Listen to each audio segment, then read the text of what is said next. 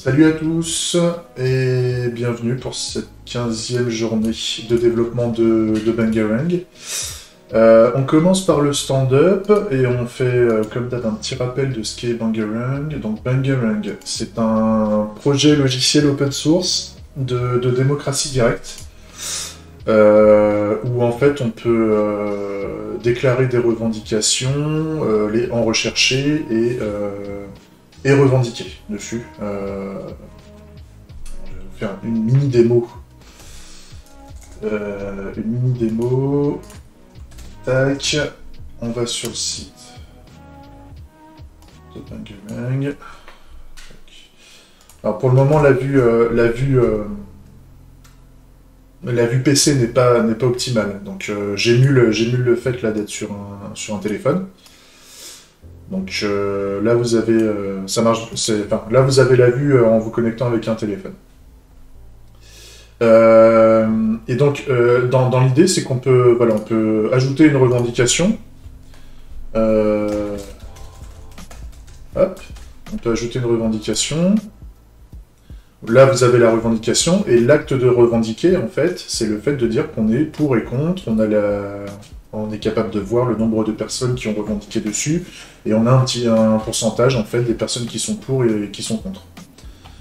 On peut partager la revendication, on peut la rechercher, si on revient sur le menu principal et qu'on commence à taper revendication, là on voit bien revendication 1, et puis on voit d'autres revendications qui commencent par ce qu'on a mis dans le champ de recherche.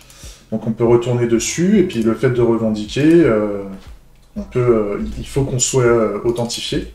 Alors là, dans le cadre de la démo, on n'a pas besoin de connaître le compte, on n'a pas besoin d'avoir un compte et un mot de passe, en tout cas au début, là, puisque...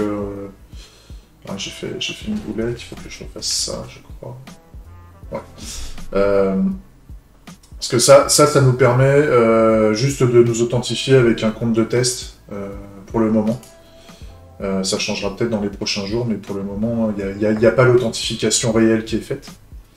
Et là, à partir de là, on peut revendiquer. Donc, voilà. Là, on voit bien qu'il y a une personne qui a revendiqué, qui est moi, je viens de le faire. Et donc, on voit qu'il y a 100% pour le moment qui sont contre. Et là, on peut changer d'avis. En fait, on est capable de changer d'avis, on peut dire qu'on est pour, et le fait d'indiquer qu'on est pour, ça bascule ce qu'on a revendiqué. En fait.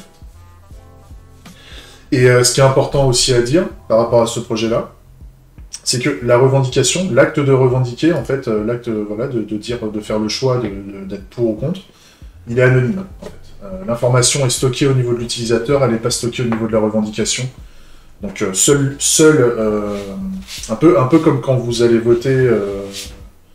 Quand vous allez voter à la mairie, vous mettez votre vote dans l'enveloppe, il n'y a que vous, personnellement, qui sachez que vous-même, vous avez voté pour tel ou tel sujet, ou personne.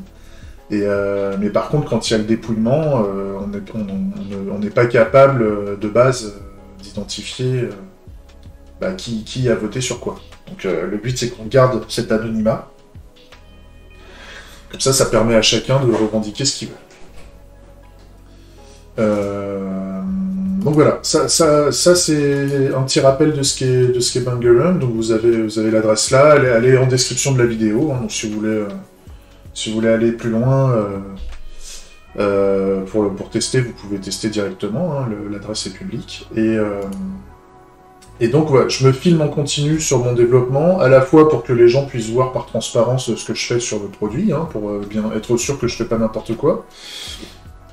Et c'est aussi pour les professionnels du métier de l'informatique qui veulent à la fois m'aider pour ceux qui veulent, qui sont plus compétents que moi, qui seraient capables de me donner des conseils de développement, et c'est aussi dans un aspect de compagnonnage, on va dire, où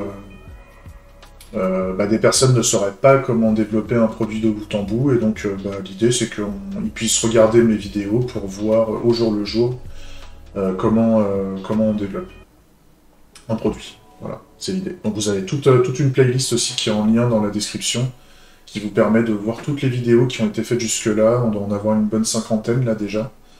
Donc vous pouvez le reprendre depuis le début, ça vous montre ma réflexion, ma manière de faire, tout en sachant que je ne suis pas spécialement un expert de toutes les pratiques de développement logiciel et de développement produit au sens large. Donc il y a sûrement des erreurs qui ont été faites et ça, on va les apprendre au fur et à mesure. Donc voilà pour la partie de présentation. Ce qu'on a prévu de faire aujourd'hui, on va développer la logique métier. Donc l'idée c'est qu'on se refasse une passe sous forme d'atelier BDD. Alors BDD c'est du Behavior Driven Development, où en fait c'est de la discussion. Normalement on le fait à plusieurs, là je suis tout seul donc je vais me parler à moi-même. Mais grosso modo c'est un atelier de spécification du besoin par l'exemple. Donc on va identifier les fonctionnalités et on va les spécifier sous forme de scénario, d'exemple, pour avoir une espèce de revendication, enfin pas de revendication, pardon, mais une spécification claire de ce qu'on veut, et de ce qu'on ne veut pas. Voilà, comment c'est censé marcher, comment c'est censé surtout ne pas marcher, dans quel cas on est bon, dans quel cas on n'est pas bon, et après derrière on va passer sur la clean architecture business logic, où en fait c'est plutôt l'aspect ATDD, où en fait TDD. Donc ATDD c'est Acceptance Test Driven Development, où en fait on va s'appuyer sur les scénarios, donc c'est ça va être feature scénario. Et là, en fait, on va s'appuyer de la clean architecture parce qu'on va partir sur des sujets de production, mais en fait, on va surtout reprendre les fonctionnalités, les scénarios de fonctionnalités qu'on a écrits à la main, grosso modo, et on va les transformer en code derrière. Donc, au travers du processus ATDD, c'est le processus que je fais tous les jours. Et quand on aura besoin quand on aura des sujets très complexes, on va se coupler à l'approche TDD, où on va rétrograder le rythme pour quand on va se rendre compte qu'il y aura des sujets un peu complexes à développer, on va y aller de manière beaucoup plus incrémentale que ce que j'avais prévu de faire en ATDD. Je me comprends.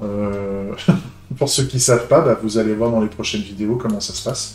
Ça va durer un petit peu, hein. Je suis même pas sûr qu'on ait terminé aujourd'hui, hein, parce qu'il y a quelques fonctionnalités à faire, et il y a des cas où on veut que ça marche, il y a des cas où on veut que ça marche pas. Et donc voilà, on va avancer là-dessus, puis on va peut-être même préparer les fonctionnalités qu'on n'a pas encore développées dans l'expérience utilisateur, qu'on n'a pas encore mis dans le code Svelte, qui est l'interface graphique. Ça, donc pour préparer. Et entre autres, ce que je veux développer en avance de phase, c'est l'enregistrement, le fait qu'un utilisateur puisse s'enregistrer dans l'application, et le fait aussi qu'on ait de la gestion d'erreurs. Préparer les retours d'erreurs pour voir comment ça va se passer. Comme ça, après, il n'y aura plus qu'à faire l'interface graphique de ces deux sujets-là. Mais au moins, on aura les scénarios qui sont OK. Voilà, c'est ce qu'on a prévu de faire aujourd'hui, puis à la fin de la journée, on fait un petit compte rendu pour voir où est-ce qu'on en est. Voilà. J'espère que les sujets de la journée vont vous plaire. En tout cas, pour moi, il faut passer par là. C'est important si on veut avoir un minimum de qualité dans l'application et de l'évolutivité, et s'assurer que quand on va toucher à quelque chose, parce qu'on aura besoin de modifier un truc, on ne veut pas tout péter derrière. L'idée, c'est qu'on ait un filet de sécurité, une boucle de feedback sur ce qu'on fait tous les jours pour pas casser ce qui est censé fonctionner de base, en voulant modifier quelque chose ou en voulant ajouter des règles métiers quelque part. Voilà ce que j'ai prévu de faire. Je vais m'arrêter là. Voilà.